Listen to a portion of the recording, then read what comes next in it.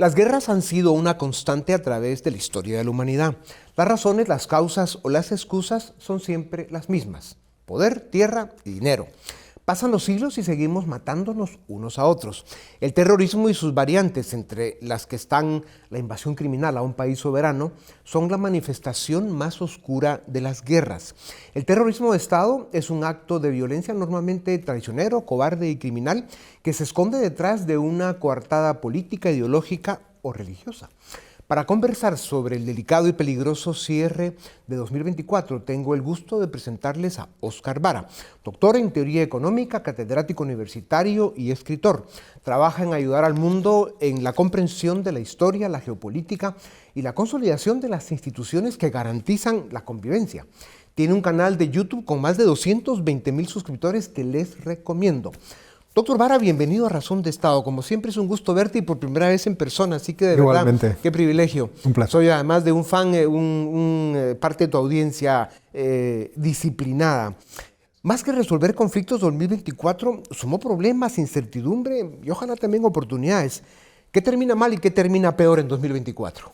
Termina mal Ucrania, porque vemos que Rusia todavía tiene ahí una fuerza y está avanzando en el frente del este, por ejemplo en Pokrovsk, tenemos ahora problemas, y sin embargo yo creo que, a pesar de lo que ha ocurrido en Siria, me parece muy espectacular, creo que abre muchas puertas para la pacificación de Oriente Próximo e incluso a lo mejor para la limitación de la fuerza de Rusia. Siria, ¿cómo analizas la caída de Bashar al-Assad? Afirman que este es un caso en el que el pueblo votó al tirano sin intervención extranjera. Otros incluso dicen que hay posibilidades de un proceso democrático aceptable. ¿Ves realmente eso en Siria? No, yo no soy tan optimista por ahora. Quiero decir, tenemos que ver cómo va a evolucionar. Y eso de que no ha habido una potencia extranjera moviendo la situación, yo lo pondría también en el relativo, porque Turquía ha tenido un papel muy relevante en armar y en entrenar a lo que es el Ejército Nacional Sirio y también al movimiento salafista, que ahora mismo es el que tiene el poder en Siria. O sea, armó a los dos. Claro, había esa información que, en fin, es las contradicciones de las guerras, ¿no? La lista de países incapaces de gobernarse, doctor Vara, de gobernarse a sí mismos, crece. Libia, Yemen, Líbano, Siria, Irak, Somalia y Sudán. Sus divisiones internas, digamos, se mantienen en conflictos expuestos y aquí sí hay manipulación de Rusia, Irán y otros. ¿Qué futuro tienen estos países? Bueno, un futuro complicado porque, por ejemplo, el caso de Irak puede ocurrir de todo. Irak es un país multiétnico, multirreligioso, que podría fraccionarse. Por ahora se ha mantenido bastante estable y esperemos que esto continúe hacia el futuro por el bien de sus ciudadanos. Líbano es un país parecido, pero ahora tenemos, yo diría que la ventaja de que Hezbollah, que es una milicia que había sido muy importante en términos militares, está muy debilitada. Eso le da una oportunidad al gobierno libio de volver a reconstruirse.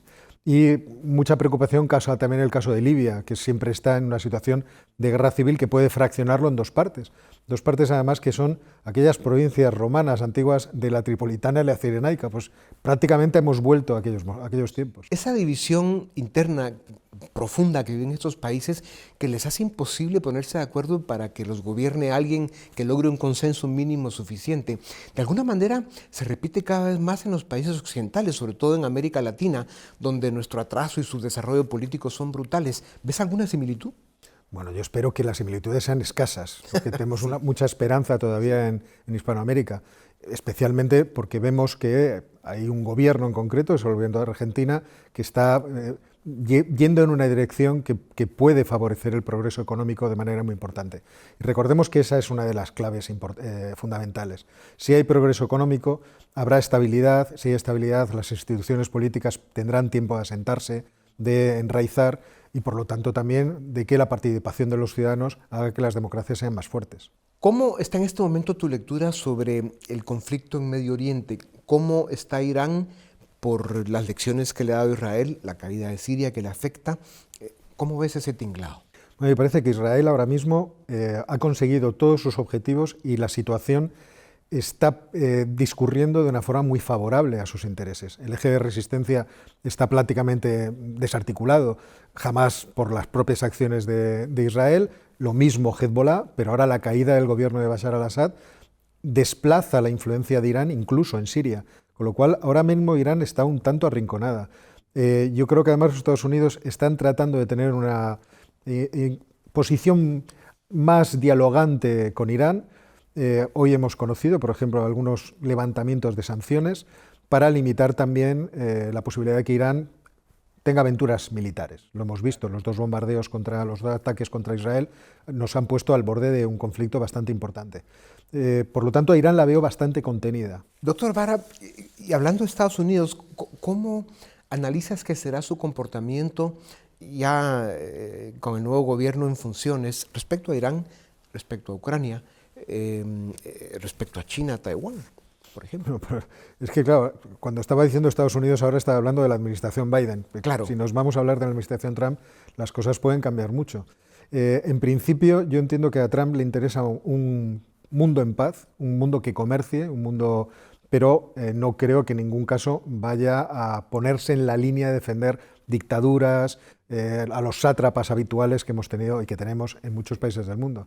Entonces, desde ese punto de vista, yo creo que la política exterior de Donald Trump va a ser una política de fuerza, de plantearle a los países posiciones de fuerza y de negociaciones asimétricas, vamos a decirlo así. Y desde ese punto de vista, yo creo que se pueden dar avances importantes. Yo estoy esperanzado de que, por ejemplo, en el Oriente Próximo los acuerdos de Abraham se reediten, que en esos acuerdos entre Arabia Saudita, que por lo tanto la posición de Irán dentro de esa región sea más limitada. Tengo esperanzas de que la guerra de Ucrania pueda cerrarse y espero que no se cierre en falso, sino que se cierre con un apoyo decidido a la seguridad de Ucrania, porque una paz con Rusia sin una seguridad asegurada posterior la dejaría obviamente vendida. Entonces, bueno, vamos a ver por dónde discurre, pero podemos tener buenas noticias. Doctor Vara, te veo en televisión y cada vez que sucede un evento en el mundo, especialmente en los últimos tiempos en Medio Oriente, tu capacidad de análisis aguda, certera, objetiva, tiene una fuerza muy importante. Por eso recomiendo a la gente que vea tu canal. ¿De dónde te informas con ese nivel de exactitud? Afortunadamente tenemos muchísimas fuentes ya. Quiero decir, el mundo se ha abierto como si fuera una granada y tenemos a través de Twitter acceso a analistas de todo tipo y luego las fuentes de información habituales. Yo supongo que todo el mundo se informará en cosas como Reuters, Venga. Bloomberg, etcétera, Sí, etcétera. sí. Y luego leer mucho. Sospecho que tienes buenos contactos. Bueno, no, tanto no. Tú sí Doctor eres un buen Vara, contacto mío. Qué gusto verte. Muchas gracias por habernos dado estos minutos y hasta la próxima. Y que sea otra vez presencial. Tenemos mucho de qué hablar. A ustedes también gracias por acompañarnos una vez más. Esto es Razón de Estado.